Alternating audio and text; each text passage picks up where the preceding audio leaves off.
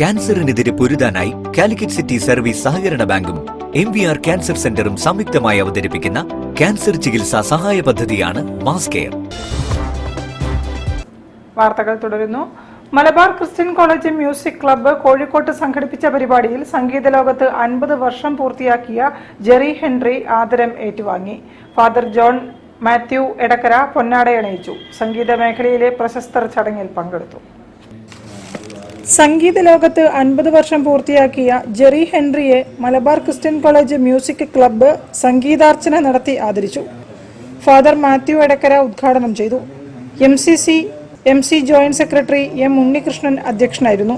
Vice president Joshi Thomas ഉപഹാരം സമർപ്പിച്ചു. Chavara cultural centre secretary KF George ലഘുലേഖ പ്രകാശനം ചെയ്തു. Wilson Samuel, Tej Marvin, Sibila Sadanandan, K Salam, C Sathyanarayanan, PK Rajasekhar തുടങ്ങിയവർ സംസാരിച്ചു. ജെറി ഹെൻറി മറുപടി പ്രസംഗം നടത്തി. മുന്നിൽ കാണുന്ന ഭൂരിപക്ഷം ആൾക്കാരും കലാകാരന്മാരാണ്, സംഗീതജ്ഞരാണ്. അവരൊക്കെ എൻ്റെ സുഹൃത്തുക്കളുമാണ്. നിങ്ങൾക്കറിയാം, കോഴിക്കോട് എന്ന് പറഞ്ഞാൽ ആദ്യം ഭക്ഷണം, പാരഗണും റോമത്തും അറിയാത്ത ആൾക്കാർ ഇവിടെ ആയിരുന്നു. അടുത്തത് ഫുട്ബോൾ എന്ന് പറഞ്ഞാൽ കേരള ബ്ലാസ്റ്റേഴ്സും സെവൻസും ഫൈവ്സും അതിനെയും ഇഷ്ടപ്പെടുന്ന ആൾക്കാർ.